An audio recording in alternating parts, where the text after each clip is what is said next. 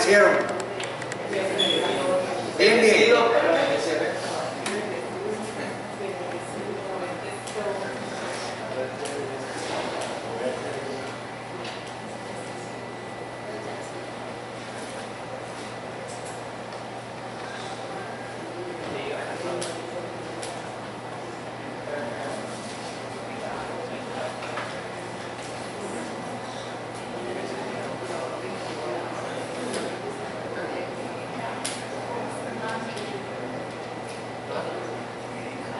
Muy bien, les recuerdo que seguimos adelante con el plan del 80º aniversario de Iglesia Bíblica Misionera. Ya la parte eléctrica de todas las instalaciones está ya en un 90% y el hermano que está encargado de eso ya ha subido esta semana otra vez para terminar todo lo que es la parte eléctrica. Estamos en las obras civiles más o menos en un 50 o 60%, pero necesitamos mucho de su apoyo en oración, porque el invierno ha sido bastante fuerte y ha retrasado los trabajos de la carretera. O sea, se esperaba que fueran avanzando, están haciendo la placahuella, pero el invierno ha atrasado bastante esa tarea. Entonces, orar para que se puedan hacer los arreglos de la carretera apenas que amaine el invierno. Entonces, orar por eso y orar también por provisión. O sea, necesitamos, las personas han apoyado, muchos hermanos nos han ayudado, ya compramos toda la pintura, ahora necesitamos mano de obra de personas que suban para ayudarnos a pintar. De acá de la iglesia estuvo Tomás ayudándonos a pintar allá, hizo un cuadro muy bonito, un mural, estuvo Goldis, estuvo una hermana Liliana de la iglesia del Paraíso, de la iglesia de Valledupar, de Cereté, vinieron de Cereté, de Cotorra, a ayudar. O sea, entonces han estado ayudando bastante. Hay un hermano que vino a colaborar por una semana y decidió quedarse otra semana más. Entonces, así hay hermanos que están colaborando. Entonces, ¿qué necesitamos? Necesitamos ayuda para comprar colchonetas, colchones, recuperamos algunos, ¿cómo se llaman? Camarotes que tenían allá, que estaban abandonados. Tenemos una persona que está trabajando en herrería allá, entonces nos ayudó a restaurar esos camarotes, pero necesitamos mucha ayuda en colchones, almohadas, sábanas, cortinas. Entonces vamos avanzando, pero necesitamos el apoyo de todos ustedes.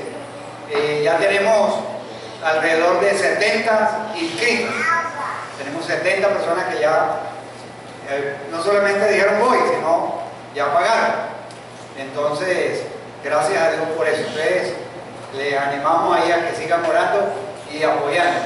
Hay algunas personas que de pronto no pueden ir por su trabajo, pero dicen, hermano, yo voy a colaborar con un día de trabajo, con 2 días de trabajo. Así han colaborado algunos, han colaborado con 2, 1 o 3 días de trabajo, y eso ayuda, porque ya por ejemplo en el sótano avanzamos, por ejemplo, está casi terminado un lugar para 7 duchas, 4 sanitarios nuevos, acondicionar 7 cuartos que hay allá abajo en el sótano. Gustavo sabe cuál es el sótano, porque allá dormimos Gustavo. Y caí también. Exactamente. Entonces ese sótano es una de las partes más frías que hay, pero se lo estamos acondicionando, ya se le pusieron los ventanales, ya todo el comedor tiene sus ventanales.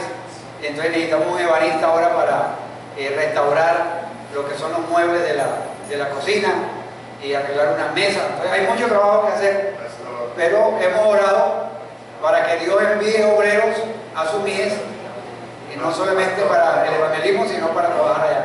¿Cuánto esperan allá? ¿Cuánto es el número de que esperan? Esperamos entre 200 y 250. Ese es el cálculo hasta allí. Y tenemos algunas reservas ya en 3 hostales: la Casa de la Mujer, un hotel y un hostal también allí. O sea, en esos hostales tenemos capacidad como para unas 40 personas. También vamos a usar la iglesia del Carmelo. Entonces, la idea es que no queremos meter demasiada gente para no tener un colapso en cuanto a todo lo que tiene que ver con la comida, los servicios, entonces el desplazamiento, el transporte, la subida. Entonces, tenemos que ser conscientes hasta dónde podemos llegar. Entonces, por eso estamos trabajando entre 200 y 250 personas. Entonces, 7 al 10 de enero, todos los caminos conducen al Carmelo.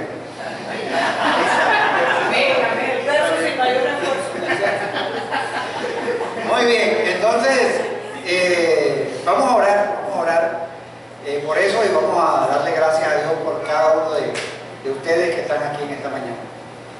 Gracias, Señor, por la disposición que nos da a cada uno de nosotros para adorarte, porque solamente tú eres digno de recibir toda la adoración nuestra.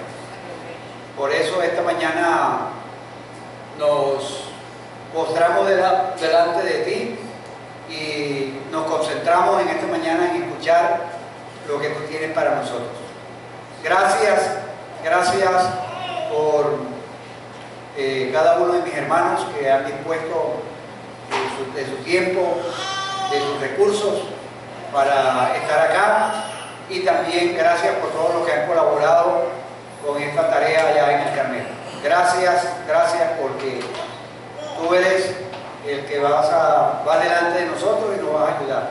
En el nombre de Jesús, amén. El domingo, hace 15 días, empezamos a hablar de Éxodo 32 y adelantamos en Éxodo 32, y tengo entendido que el domingo pasado también la dosis fue de Éxodo, ¿cierto? La experiencia de Moisés allá en el monte cuando estaba en la guerra contra Amalek, cuando necesitó el apoyo también allí en el cerro para prevalecer. Cuando Moisés tenía los brazos en alto, se le ayudaba y se cansaba, Israel prevalecía. Y el capítulo 32 es el tema que hablábamos de la misericordia de Dios y el pecado de la idolatría, que se fue reflejado en la historia del becerro de oro, en el cual a veces, como el pueblo de Israel, queremos adorar a Dios, pero a nuestra manera, no a la manera de Dios, no en los términos de Dios. Y vimos en esa historia del becerro de oro del capítulo 32 la versión que dio Aarón y la explicación que le estaba dando a Moisés de lo que pasó con la construcción del becerro, donde él estaba quitando la culpa de él y se la estaba echando al pueblo, y que lo que pasó es que el pueblo es siempre con una tendencia hacia el mal. Entonces yo me vi como forzado y obligado a hacer el becerro de oro, y que eso fue un arte de magia. Yo recogí el oro y lo eché en el fuego y salió un becerro de oro. O sea, exactamente, o sea, fue el fuego, fue el que produjo eso. Entonces, cuando realmente esa es la historia de nosotros los seres humanos, en no asumir nuestra propia responsabilidad frente al pecado, y que muchas veces nosotros le fallamos a Dios y tenemos que reconocer que hemos pecado contra Dios. Mencionamos Jeremías 2, y vamos a leerlo, capítulo 2, versículos 2 al 13, porque el capítulo 2, versículos 2 al 13 es como la síntesis de cómo Dios, con un corazón quebrantado, relata la manera como históricamente su pueblo lo ha abandonado. Jeremías 2, del 2 al 13, es como escuchar a Dios, es un lamento de parte de Dios, un corazón quebrantado. Él relata cómo su pueblo lo abandonó. Y ahí vamos a ver los dos pecados que cometió el pueblo y que a veces también cometemos nosotros. Alguien, por favor, Jeremías 2, 2 al 13. Anda y clama a los oídos de Jerusalén, diciendo: así dice Jehová, me he acordado de ti, de la fidelidad de tu juventud, del amor de tu desposorio, cuando andabas en pos de mí en el desierto, en tierra no sembrada. Santo era Israel a Jehová, primicia de sus nuevos frutos. Todos los que le devoraban eran culpables. Mal venía sobre ellos, dice Jehová. Oíd la palabra de Jehová, casa de Jacob y todas las familias de la casa de Israel. Así dijo Jehová: ¿qué maldad hallaron en mí vuestros padres, que se alejaron de mí y se fueron tras la vanidad y se hicieron vanos?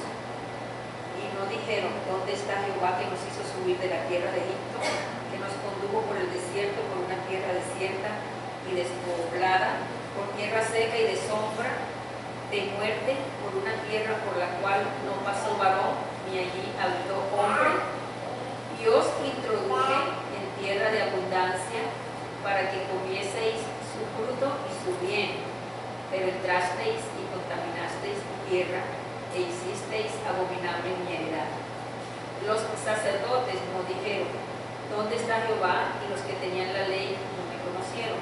Y los pastores se rebelaron contra mí, y los profetas profetizaron en nombre de Baal, y anduvieron tras lo que no aprovecha. Por tanto, contenderé aún con vosotros, dijo Jehová, y con los hijos de vuestros hijos pleitearé, porque pasad a las costas de Kitim y mirad, y enviad a Cedar, y considerad cuidadosamente, y ver si se ha hecho cosa semejante a esta. ¿Acaso alguna nación ha cambiado sus dioses, aunque ellos no son dioses?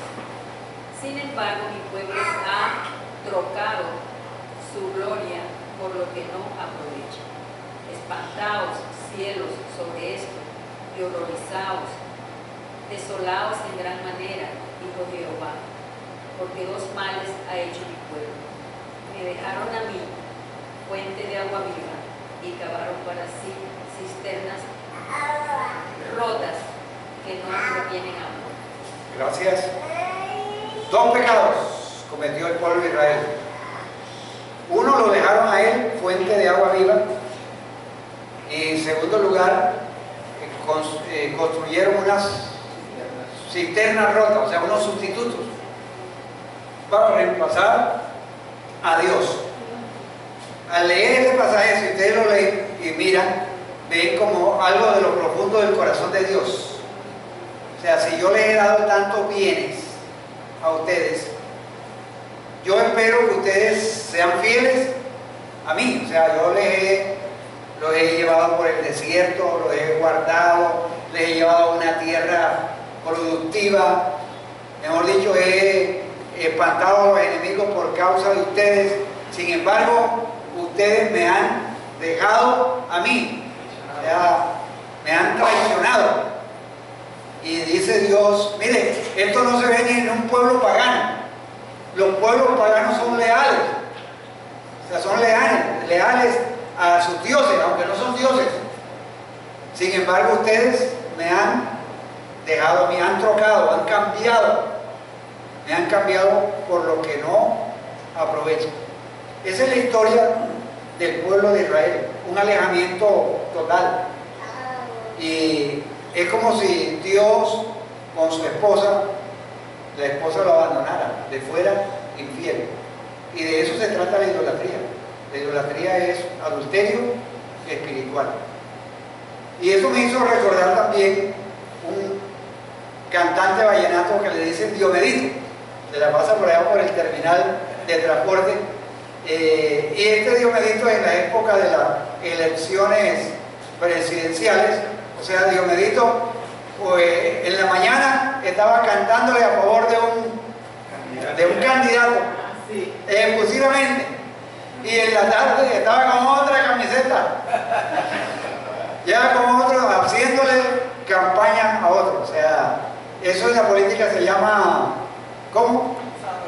sabe balearse, ¿verdad? O sea, cambian, se pasan de un charco a otro. Exactamente, o sea, como que el candidato que más le da, para allá donde van. Entonces, aquí uno ve en el pueblo de Israel que este pueblo cambió la gloria de Dios, la adoración a Dios, la verdadera adoración a Dios, por lo que no aprovecha. Entonces, cuando nosotros miramos esta realidad, es que es una realidad que está a través de la Biblia. La Biblia está llena de personas que adoptaron sustitutos para Dios. A través de la historia, el pueblo de Dios ha sido vulnerable, se ha inclinado a volverse a cosas que sustituyen su relación con Dios. Como Dios dice, me han dejado a mí. O sea, y todos nosotros somos vulnerables. En un momento dado a dejar a Dios y apoyarnos en alguien o algo, cuando debemos estar apoyándonos en Dios. Y hacemos de ese algo o de ese alguien un ídolo. Y Dios en ese sentido es bastante celoso. Dios es bastante celoso cuando nosotros, en vez de apoyarnos en Dios, nos apoyamos en una persona o nos apoyamos en una cosa. Eso se llama idolatría. Solo que a veces nosotros en nuestra mente, solamente idolatría es una estampita, es un cuadro, es una imagen de algo, y allí nos hemos quedado de decir, no, nosotros no somos idólatras, nosotros no practicamos la idolatría. Y se acuerda que miramos en 1 Corintios 10 que las cosas que le sucedieron al pueblo de Israel le sucedieron para ejemplo, para nosotros. Entonces, un ídolo es todo aquello que reemplaza a Dios. Entonces no tiene que ser necesariamente una imagen, un becerro de oro. O sea, no es que usted allá en la casa tenga un nicho con un becerrito y le prenda una vela. La Biblia enseña y habla de los ídolos del corazón. Ídolos del corazón. Ídolos que otras personas no los ven. O sea, que no son una figura tallada, pero que están en nuestro corazón. Mire lo que dice el libro de Ezequiel, capítulo 14. Esa es la problemática que los profetas, si ustedes leen, hacen una lectura de los profetas del Antiguo Testamento, se darán cuenta que gran cantidad de la enseñanza o las profecías tenían que ver con ayudar al pueblo a que abandonara la idolatría, que dejara a un lado la idolatría. Capítulo 14, versículo 13 y el versículo 6. Hijo de hombre, estos hombres han puesto sus ídolos ¿en qué? En su corazón, y han establecido el tropiezo de su maldad delante de su rostro. ¿Acaso he de ser yo en modo alguno consultado por ellos? Y el versículo 6. Por tanto di a la casa de Israel, así dice Jehová el Señor, convertíos y volveos de vuestros ídolos y apartad vuestro rostro de todas vuestras abominaciones. O sea, la Biblia habla de esos ídolos del corazón que habían puesto delante de su rostro a personas, cosas, y esos ídolos los habían hecho caer en la iniquidad. Por eso el llamado de Ezequiel es que se convertidos, arrepentidos, vuélvanse, dejen a un lado de los ídolos, apártense de esa abominación. Entonces miren ese otro término que usa los profetas, abominación. Cuando están hablando de abominación es que es algo que muy ofensivo para Dios. O sea, a un niño esto le preguntaron allá en el colegio, ¿y a qué abominación perteneces tú? O sea, era para preguntarle qué denominación pertenecía. Entonces, la abominación, porque es que la palabra abominación tiene una connotación bastante fuerte.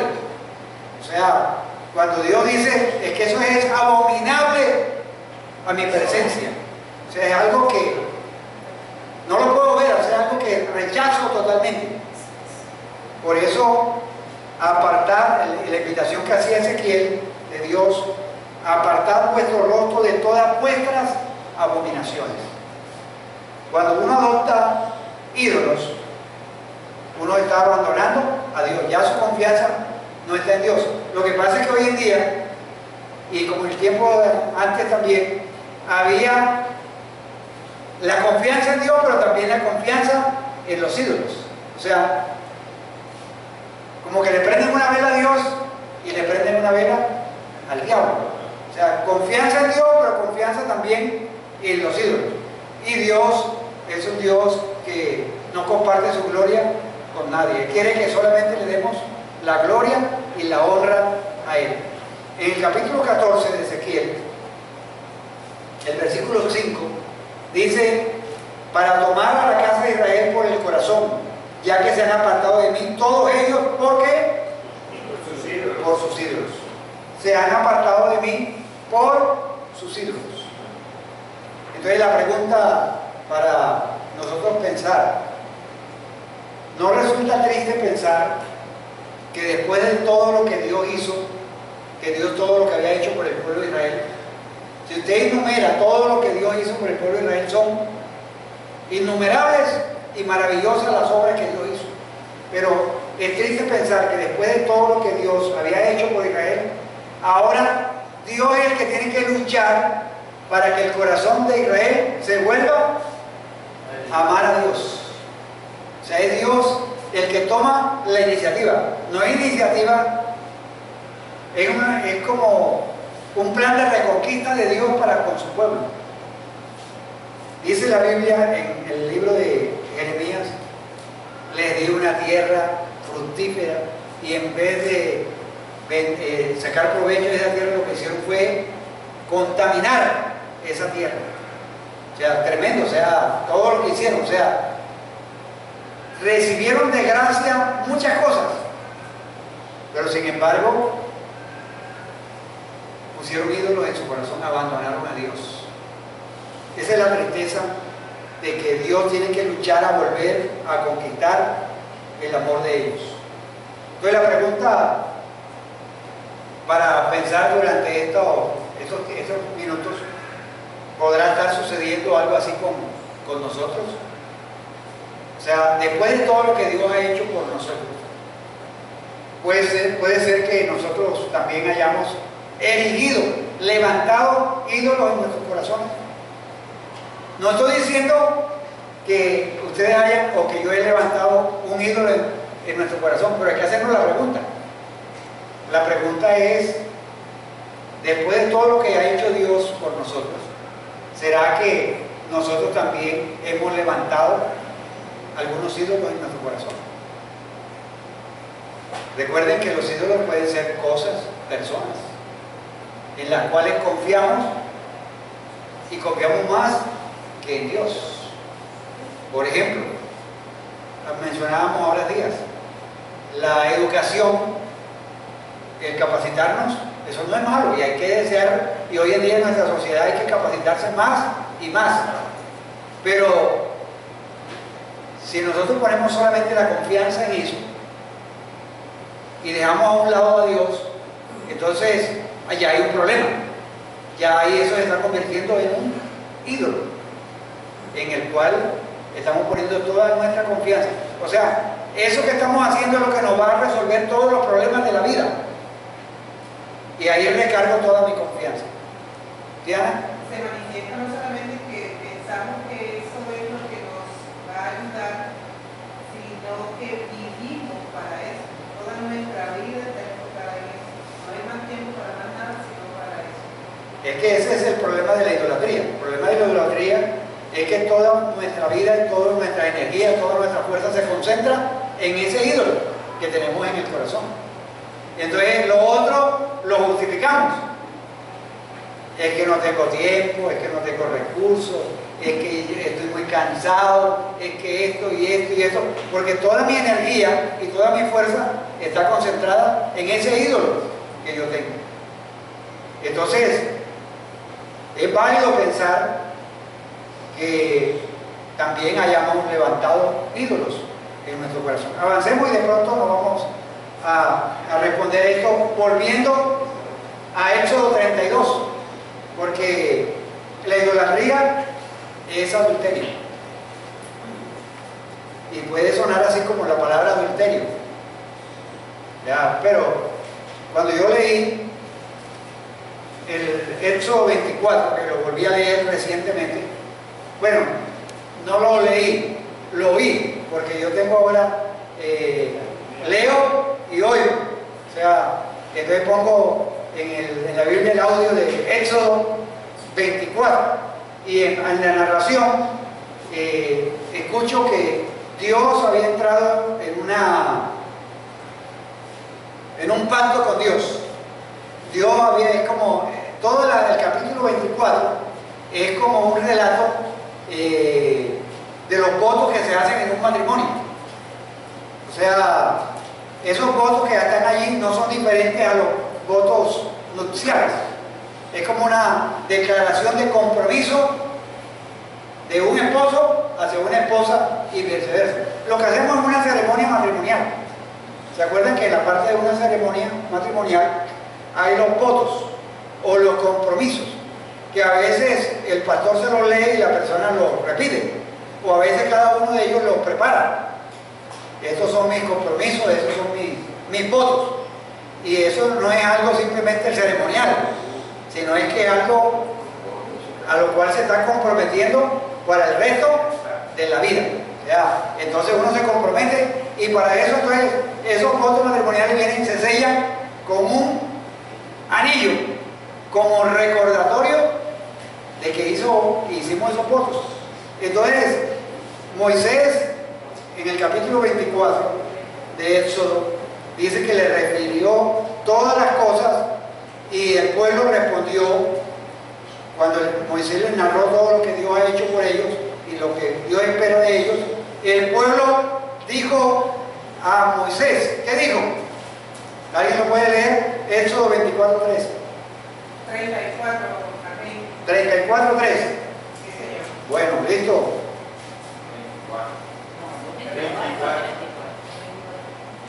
No, 24. Haremos todas las palabras. Ajá, ese. Haremos todas. Las palabras que Jehová ha dicho. Exactamente. Haremos todas las palabras que Dios ha dicho. O sea, nos comprometemos, hacemos un pacto contigo. Pero en el proceso del tiempo, eso no fue una realidad, sino que eso era como para salir del pacto, del paso, hicieron un pacto con el Señor. Entonces, cuando uno lee estas palabras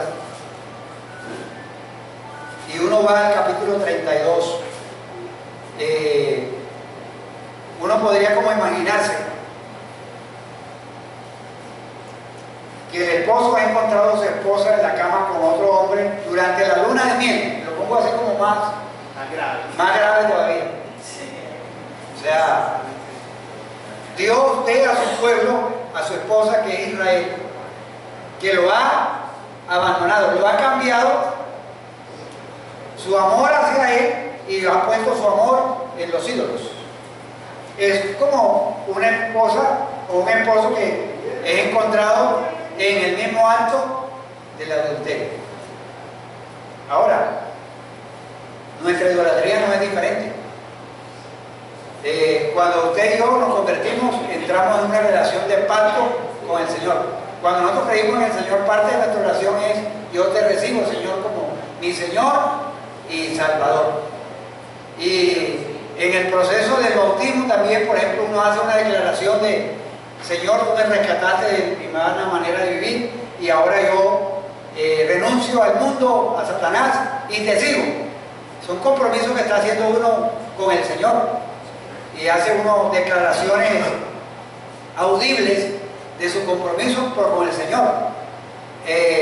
Y cada vez que nosotros participamos de la cena del Señor, estamos ratificando nuestro amor hacia el Señor. Estamos diciendo que nuestro compromiso es hasta que Él venga. Entonces, recordamos eso en la cena. Entonces, mire, la conversión, el bautismo, la cena del Señor, todo eso están llenos de compromisos que nosotros hacemos con Dios. Y reforzamos ese compromiso. Pero muchas veces no somos leales a Dios. Cada vez que usted y yo pecamos, nuestra lealtad a alguien o algo se rompe.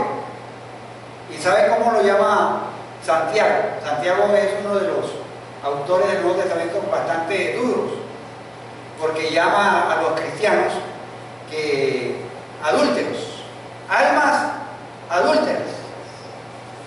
¿Y qué es una alma adúltera? Es una alma que, temiendo a Dios y viendo todos los beneficios de Dios, decide pecar contra Dios y poner su confianza en otros. Miren lo que dice Santiago 4:4.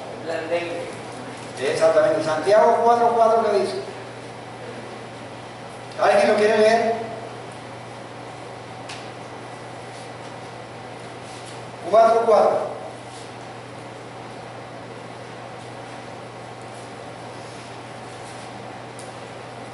¿Alguien ya lo encontró? O almas adúlteras, ¿no sabéis que la amistad del mundo es enemistad contra Dios? Cualquiera, pues, que quiera ser amigo del mundo, se constituye enemigo de Dios. Palabras fuertes. Almas adúlteras. ¿No sabéis que la amistad del mundo es enemistad contra Dios? Ya se da una sentencia. Cualquiera, pues, que quiera ser amigo del mundo, se constituye enemigo de Dios. En Oseas está la figura del esposo infiel. Exactamente, o sea, esa está una figura, eso es bien hermoso, esa historia que refleja eso, que refleja el adulterio espiritual, el adulterio de la idolatría, de poner la confianza en otra persona. Miren, Éxodo 32. Si volvemos al capítulo 32, ¿se acuerdan ustedes? El capítulo no dice claramente que el pueblo quiere que el becerro de oro reemplace a Dios. Ellos no están diciendo, nosotros no queremos a Dios, sino que queremos un becerro de oro. No están diciendo eso. Pero con la actitud de hacerse un becerro de oro, están reemplazando y quebrantando el primer mandamiento. ¿Se acuerdan ustedes del primer mandamiento? De la ley de Dios que Dios se lo había dado en Éxodo 20. Es que no se hicieran dioses, ni pusieran imágenes delante de Él. O sea, el 1 y el 2. O sea, quebrantando el primer mandamiento. O quebrantando el segundo que representa a Dios. En otras palabras, estaban quebrantando el primero y el segundo mandamiento que Dios le había dado en Éxodo capítulo 20. Entonces, cuando usted lee el capítulo 32 y el versículo 4, parece interesante que esta versión de la Biblia habla de dioses. Háganos dioses. 32, versículo 4. No dice háganos un Dios, sino dice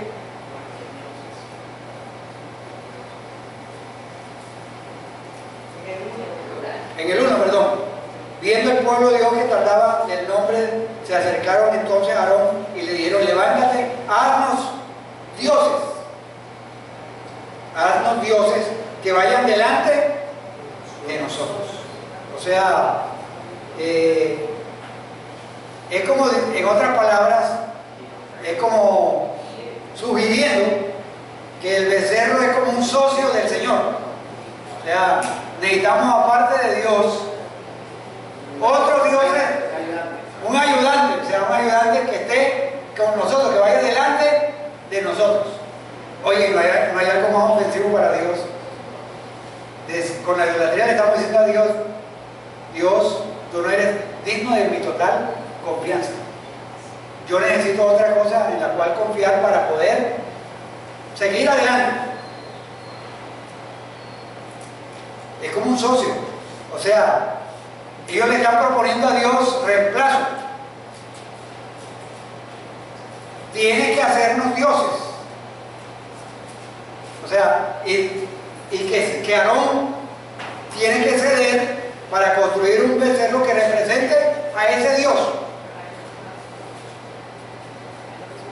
Como diciendo en el versículo 4, entonces dijeron, Israel, ¿estos son qué? Que te sacaron de la tierra de Egipto.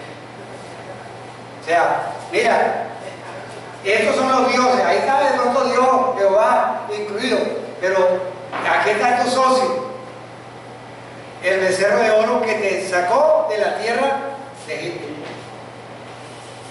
O sea, qué abominación, esa es la palabra, qué abominación. Cuando uno lee la nueva versión internacional, eso es lo que está explícito en una nota de página que ellos dicen allí. Este es tu Dios. O sea, los traductores de la nueva versión internacional, en la nota de página, dicen que ese versículo básicamente está diciendo, este es tu Dios. Este es el que te sacó de la tierra de Egipto, junto con Jehová de los ejércitos. Triste realidad. Ahora, eso hace que la actitud del pueblo de Israel tuviera sentido. Cuando uno lee en Números capítulo 16, donde tuvieron una reunión con Aarón, en el versículo 1, la frase traducida es, se reunieron para oponerse.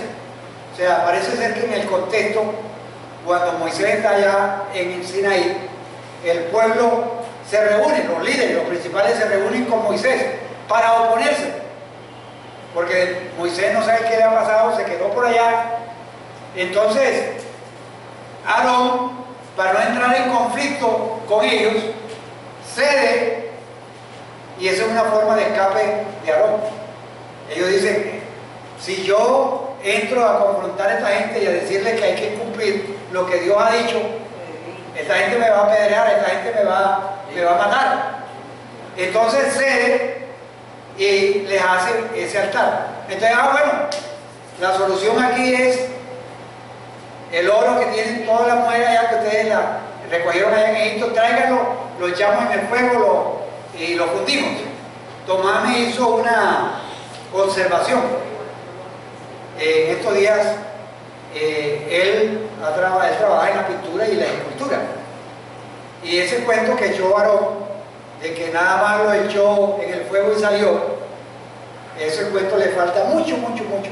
Porque él dice que para poder hacer una figura, eso hay que hacer todo un proceso que tiene que ver con hacer unos moldes, buscar una cera, y esa cera la echan y luego ahí echan el oro o el metal, después de fundirlo para hacer la forma, y luego después el buril, luego el pulirlo. O sea, no es cuestión de magia, o sea, eso no es cuestión de que lo echó y salió, no, eso es todo un proceso.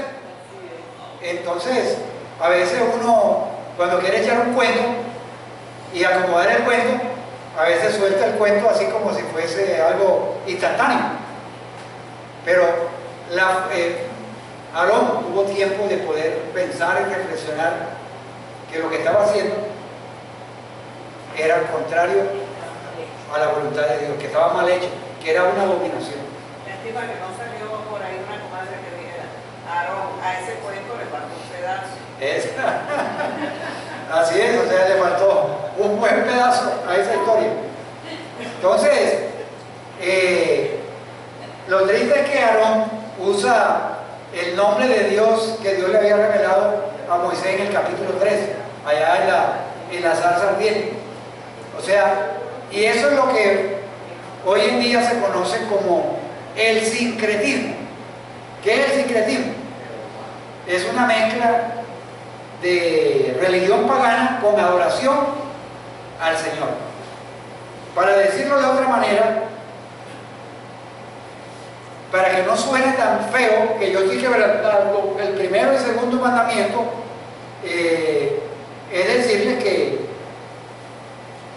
aquí hay una representación de lo que es un Dios que nos puede ayudar y podemos sintetizar y podemos visualizar cómo son las cosas, cómo es ese Dios.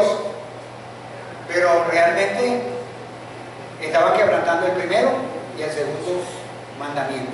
Mañana será fiesta para Jehová, dijo. Exactamente. Miren lo que está diciendo Sara y lo que dice la Escritura.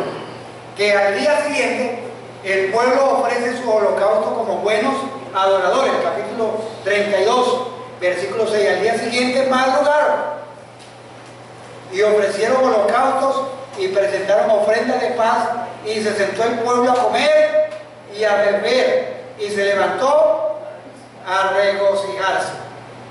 1 Corintios 10, 3, 17 habla de que se empezaron a jugar a un desenfreno. O sea, en otras palabras, lo que dice la palabra es que el pueblo se entregó al desenfreno, y eso implica la palabra orgía. En la América dice que el pueblo se corrompió, exactamente, se entregaron a una orgía. O sea, todos los frenos morales, de eso vamos a hablar ahorita, porque los ídolos no tienen moralidad. Los ídolos no tienen moralidad, y la idolatría no tiene moralidad. Por eso que usted ve, por ejemplo, en Corinto, había un templo en el cual había una adoración a unos dioses, a una diosa, y allá las personas que iban allá para tener como más comunión con el Señor de ese lugar, tenían relaciones sexuales con las sacerdotisas, y eso implicaba que tenían mayor espiritualidad. O sea, hay un desenfreno, o sea, se quita todo freno de la moralidad, porque es que los ídolos no tienen moralidad, la idolatría no tiene moralidad, un becerro es mudo. Exactamente, no puede tener principios morales. Dios es un Dios con principios morales. Entonces, cuando uno pone su corazón en la idolatría, un paso siguiente es la degradación moral. Siempre va acompañado. Miren que en Corinto la gente ya, el término de Corintio se convirtió en algo como voy a corintizar, o sea, voy a buscar la espiritualidad teniendo relaciones con las sacerdotisas.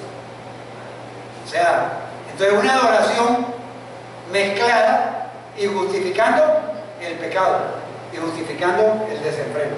Entonces, la idolatría lleva a la desenfreno moral. Ahora, en capítulo 24 de Éxodo, versículo 11, hay algo interesante. Miren lo que dice.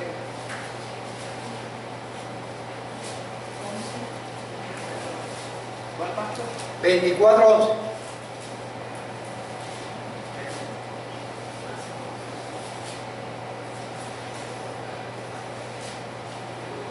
Mas no extendió su mano sobre los príncipes de los hijos de Israel, y vieron a Dios y comieron y bebieron. O sea, miren la diferencia que hay aquí. El pueblo se sentó a comer y a beber y se entregaron al desenfreno, dice en el capítulo 32. Pero aquí en el capítulo 24:11 habla de que vieron a Dios, comieron y bebieron. O sea, se regocijaron ese día que hicieron el pacto con Dios. Ese día que hicieron un compromiso con Dios, se sentaron a comer, bebieron y se regocijaron. Pero no hubo desenfreno, porque al Dios que le estaban dando ese compromiso es un Dios moral, que tiene principios morales. Ahora, frente al becerro de oro, el pueblo se sienta a comer, a beber, y se entregó al desenfreno. Es como una comedia. Esa es la comedia de la religión verdadera. O sea, tiene apariencia de piedad, pero en el fondo te induce hacia el mal, hacia el pecado. Yo no sé si ustedes han visto, yo lo he observado en muchas personas, en muchos almacenes aquí en Barranquilla, que ponen música en la mañana, temprano ponen música cristiana. Alabanzas, o sea, y toda cuestión, en toda alabanza es, y luego después ya van metiéndole otro tipo de música, y si tienen la posibilidad de tumbarlo usted en el negocio, lo tumban.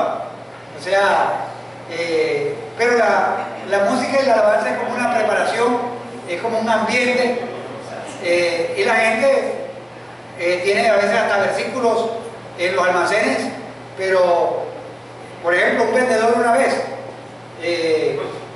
pasó un hermano, Dios te bendiga, que haya prosperidad, ya sembré, y luego pasó otro y le dijo algo y le lanzó una palabra de tremendo grueso calibre.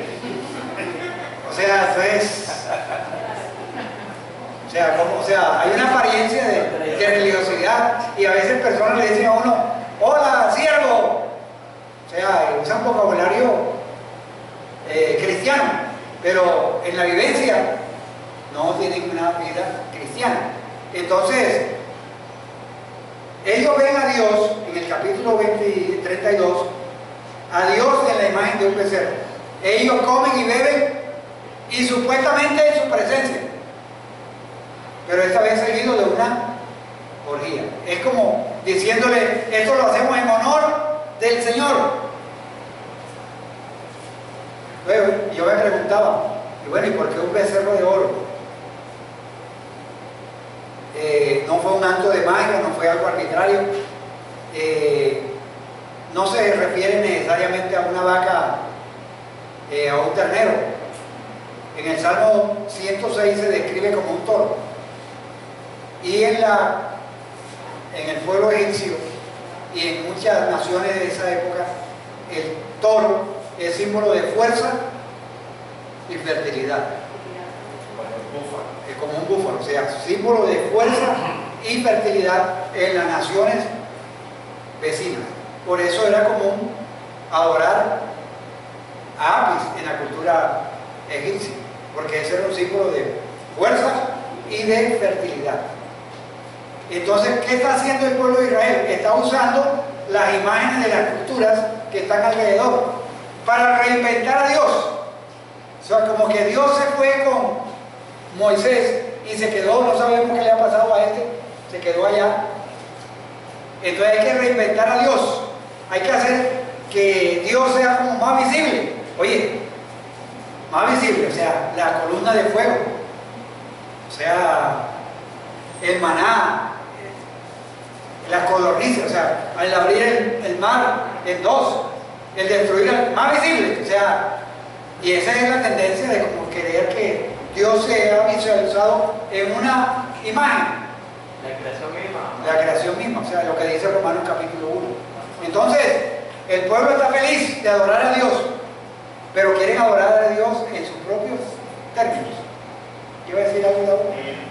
Los versículos con los que hoy enfocó Javi, que aunque la higuera no florezca ni en las vides haya fruto, ahí está la persona expresando que aunque el tiempo pareciera oscuro y que pareciera que Dios se ha ido, porque cuando nosotros vemos la escasez da la sensación de que Dios no está, pero él dice, con todo yo me alegraré en Jehová y me gozaré, que fue lo que pasó. Ellos vieron la ausencia de Moisés, la aparente ida de Dios, y dijeron, ahora quedamos solo aquí. Entonces fue una actitud totalmente contraria a lo que con relación a los ídolos. También en la canción un adorador dice, mi gozo será habitar en tu presencia y contemplar tu santidad. Por ejemplo, cuando yo me enfoco mucho en el trabajo, me enfoco mucho en estar en la calle haciendo cosas, me olvido de la oración, me olvido de la meditación, me olvido de la adoración, ya ahí yo estoy rompiendo. O sea, hay un ídolo, porque se supone que mi compromiso es, se supone no, de hecho debe ser la adoración continua a Dios, no importa cuál sea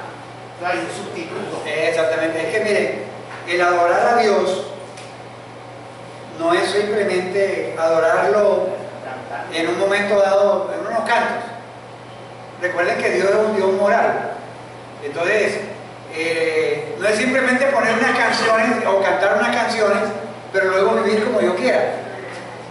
Adorar a Dios, la verdadera adoración es que yo le adoro a Él en espíritu y en verdad, pero también vivo una vida consecuente de quién es Dios, que Dios es un Dios santo y espera que yo sea santo en toda mi manera de vivir. Y una actitud del corazón, como dice, con todo yo me alegraré, o sea que mi actitud también debe primar a ese. Exactamente, o sea, en cambio la idolatría es, no importa cómo tú vivas, lo importante es que yo sea tu centro de adoración. Entonces, ¿qué está pasando muchas veces con el pueblo de Israel a través de la historia? Que quieren adorar a Dios, pero con su propia mundanidad. O sea, viviendo como ellos quieren. O sea, una vez fui a Codazzi y había un desfile tremendo de carros y de carros. Iban para un patrono que tenían allí en Codazzi, pero eso, la gente iba en un desenfreno, bebiendo, y unos iban de rodillas, pero iban tomando, cantando, música, o sea, todo un desenfreno. O sea, y uno dice, pero ¿cómo se van a rendirle culto a algo que supuestamente es sagrado? O sea, entonces no hay una relación directa entre lo sagrado y el cómo vivir, sino que simplemente viven vidas completamente desenfrenadas. Entonces, pero ¿qué es lo que pasa con esto? La siguiente. Ahora, ¿qué es lo que está pasando con el pueblo de Israel? Está permitiendo que las naciones dicten lo que ellos deben hacer. Quieren a un Dios que sea visible y manejable. O sea, un becerro lo tienen ahí, entonces ese becerro es visible y es manejable. O sea, lo pueden mover de un sitio a otro, lo ponen aquí. O sea, entonces quieren tener un Dios así, o sea, un Dios que lo puedan ver y a la vez controlar, manejar. O sea, Él deja de ser Dios y es un Dios manipulable, un Dios que hace lo que yo quiera. Y a veces es la clase de adoración que la gente quiere de Dios, o sea, un Dios que se rinda a nuestros pies. O sea, Él no es Dios, sino que Él es mi Dios, o sea, Él está a mi servicio. O sea, terrible. Así es la intención. La intención no era reemplazar a Dios. O sea, estaban degradando a Dios. Estaban poniendo a Dios en unos términos muy tristes. Por eso es una abominación. Para ir pensando y terminando. Eso sucede hoy. Algunas personas quieren los beneficios de ser parte de la iglesia, pero no quieren relacionarse con Dios bajo sus términos. No, yo sí creo en Dios, yo sí, esto por aquí, por allá, pero es que eso lo que dice Dios, eso yo no me lo trago. Pero yo sí creo en Dios, yo amo a Dios, yo le pido a Dios.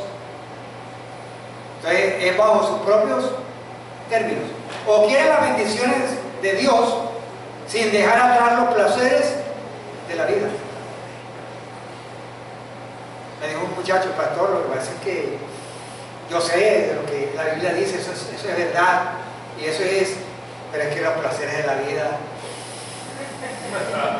Y se deleita. Se deleita, o sea, entonces quieren a Dios, pero no quieren soltar los placeres de la vida. Por eso Santiago dice, almas adúlteras.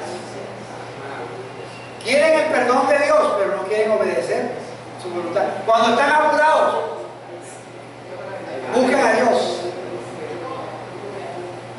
Yo tengo algunos familiares que, primo, ore por mí, ore. O sea, pero ¿cuándo? Cuando están apurados. Cuando les he hablado y que les he entregado una Biblia, o sea, no le dan la importancia. Pero cuando están apurados, por mí. Acuérdese, está orando por mí. Mi oración por ti también incluye que tú procedas al arrepentimiento, que busques a Dios. Entonces, todos a veces queremos rehacer a Dios a nuestra imagen o a la imagen de la cultura. En lugar de recordar que estamos hechos es a su imagen. Ahora, algunos dicen, bueno, pero es que la cultura es importante y hay que de vez en cuando ceder ante la cultura para que nos puedan respetar. O sea, vamos a poner unas calabazas, de vez en cuando pongamos unas calabazas, de vez en cuando nos disfrazamos para no ser tan antagónicos. Prendamos la velita del 8 de diciembre, o sea, y entonces vamos cediendo. Eso ni quita ni pone, o sea, Dios sabe que yo no tengo mi corazón puesto ahí en esas velas.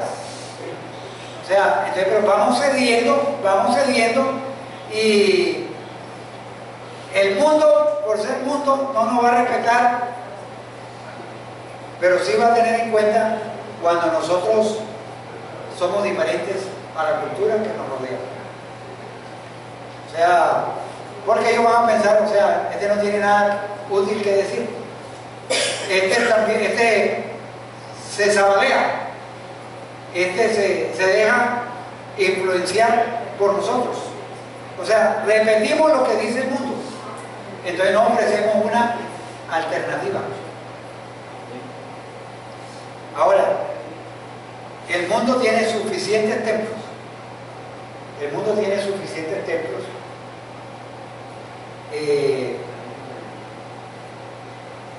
para cada ídolo. No hay excusa para que la iglesia de Dios se convierta en uno más. Nuestra adoración siempre será Dios. Y ese es el primer gran mandamiento. Y el segundo es similar. El primero es amar a Dios. Ese es amar a Dios. Y Dios no comparte su gloria con una imagen o con algo en el cual yo haya puesto mi corazón. ¿Y Ana? El problema con la idolatría de nosotros los creyentes es que la idolatría es algo muy sutil. A veces no somos conscientes del límite cuando estamos poniendo la confianza en nuestro esposo, dándole a nuestro esposo el primer lugar antes que a Dios, o a un hijo, poniendo primero al hijo y sirviendo nada más por nuestro hijo y dando la adoración a nuestro hijo más que a Dios, o en fin, a personas o cosas, porque pensamos que eso nos manda a ser Dios, de que amemos a nuestro esposo, que amemos a nuestros hijos, que amemos a las personas, pero no vemos el límite, cuando estamos pasando el límite a la idolatría. Entonces, eso es algo que tenemos que rogar a Dios, que el Espíritu Santo nos revele ese pecado, porque a veces no somos conscientes de que estamos haciendo. Sí, y todo está en que nuestro corazón es muy engañoso. El corazón es engañoso y pensamos que eso no, idolatría, no, eso yo no, pero eso es muy sutil, y eso no es como el cuento de Aarón, que soplé y eché y allá salió un becerro. Eso es un proceso también que se va, esos ídolos en nuestro corazón se van atesorando y se van desarrollando. Entonces uno tiene que examinar es cuando uno deja a Dios, ya no le da a Dios la importancia que Dios merece, sino que hay otras cosas que son más importantes que Dios o personas, y eso es muy sutil. Hay situaciones de la vida diaria prácticas en las que fácilmente caemos en idolatría. Por ejemplo, todos nosotros somos conscientes que hay que sacar un tiempo del día para estar con el Señor. Y cuando lo magnificamos empezamos que tiene que ser mucho tiempo. No encontramos en el día tiempo para hacer el devocional, para orar, para leer la palabra. Y también ocurre con la venida a la iglesia. ¿No? El que yo falte un domingo a la iglesia no significa que yo he dejado a Dios. Entonces, faltamos un domingo y el otro, y cuando venimos a ver la obediencia al mandamiento de no dejar de reunirnos como algunos tienen por costumbre que establece la palabra, lo vamos desobedeciendo. Y entonces otras cosas van tomando el lugar de Dios como prioridad. Y así pudiéramos hablar de, o el servicio que Dios está pidiendo de nosotros en determinadas áreas. Y vamos sustituyendo, y vamos dejando que otras cosas ocurren la prioridad que Dios debe tener en la vida de nosotros. El lamento de Dios, me dejaron a mí. O sea, dejamos a Dios y eso no es de la noche a la mañana. No, es progresivo. Eso es progresivo. Y cavaron, es decir, cavaron tampoco es algo inmediato, sino vamos cavando poco a poco y vamos poniendo reemplazos y sustitutos a Dios. Vamos perdiendo nuestros primeros mayores. Martín, yo pienso también que a nosotros lo que dice Diana, lo que dice Sara, eso a veces que, no, esos son unos órganos enemigos que para atacar, mentira. Eso es algo mucho de decisión de uno, ¿sí? Y me identifico con lo que dice Sara porque lastimosamente como en el día a día se deja abarcar por cosas que no son suficientemente importantes como debe ser Dios para nuestra vida, para que así lo demás solamente venga por añadidura.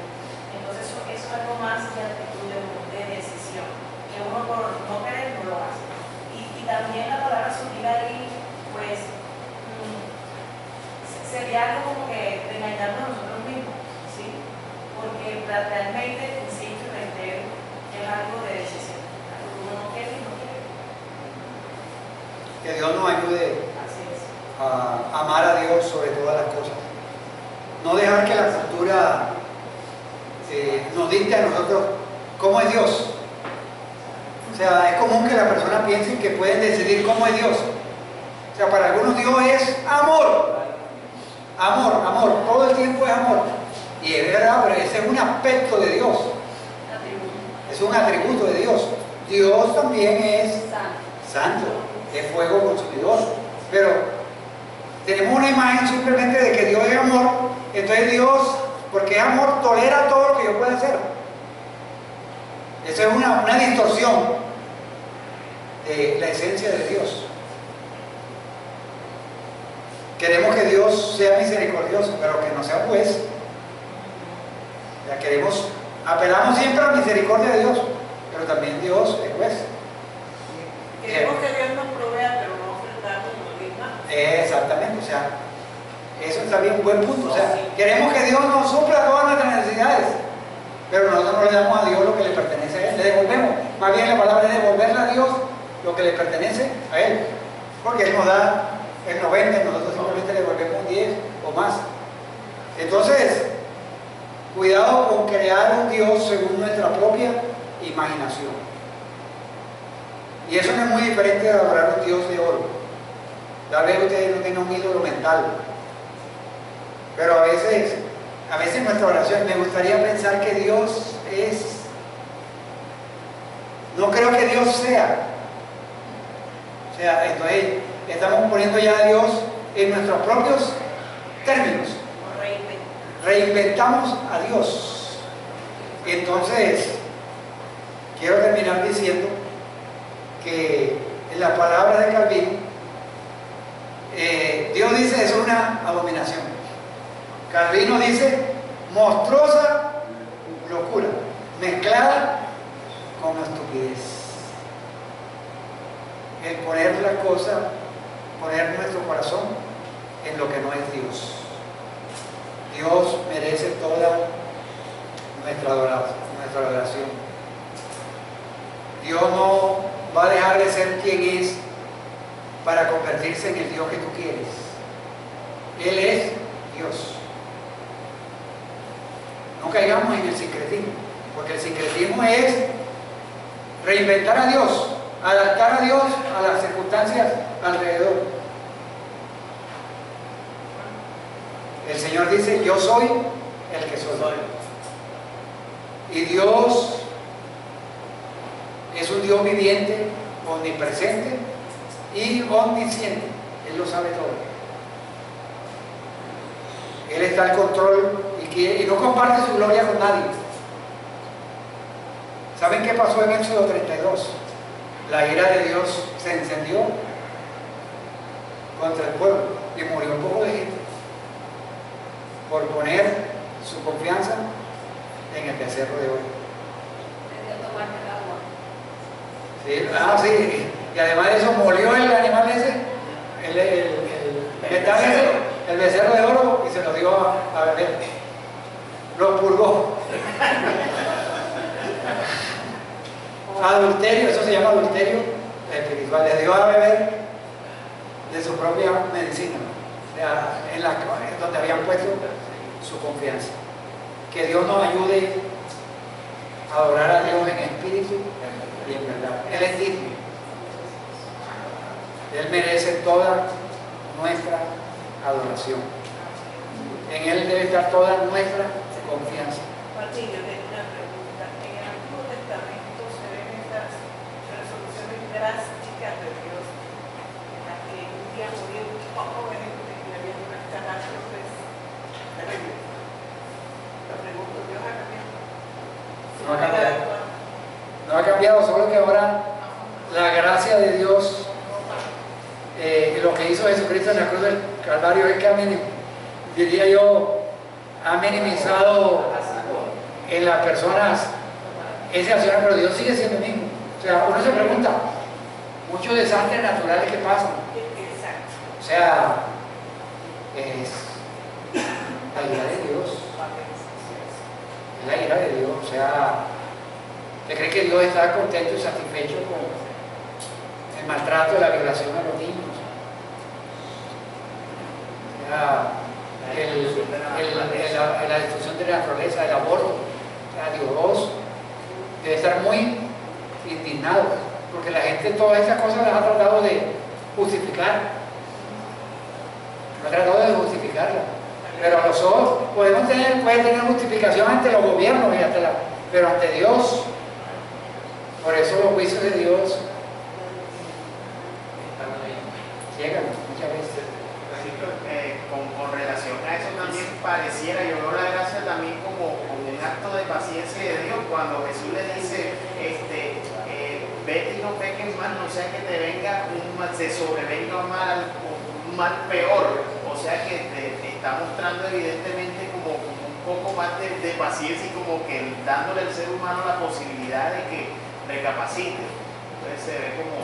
Sí, gracias por sus comentarios, y eso nos ayuda a examinar nuestro corazón y saber que también Dios es amor, pero Dios es fuego consumidor también. Yo no he visto en un carro una calcomanía que diga Dios es amor y fuego consumidor. No lo completa. No, Dios es amor. La distorsión esa hace pensar a las personas de que como es amor, entonces, pero ¿por qué me sucedió tal cosa?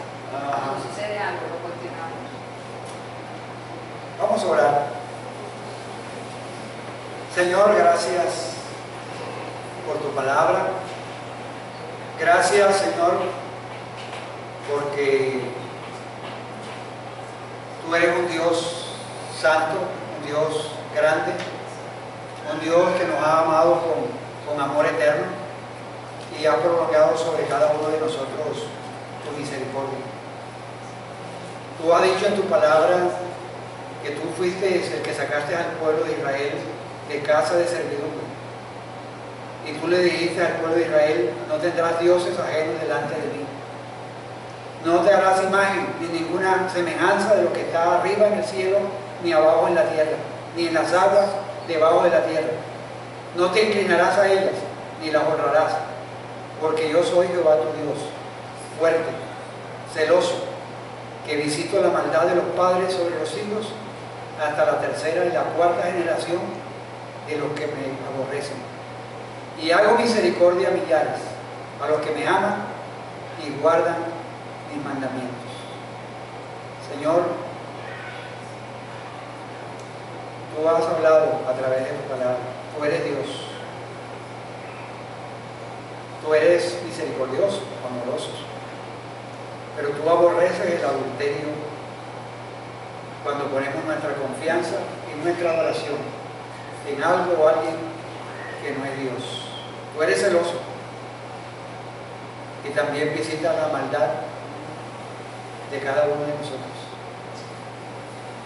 Por eso, Señor, ayúdanos a verte tal como tú eres, como tú has sido, como tú te has revelado en las Escrituras.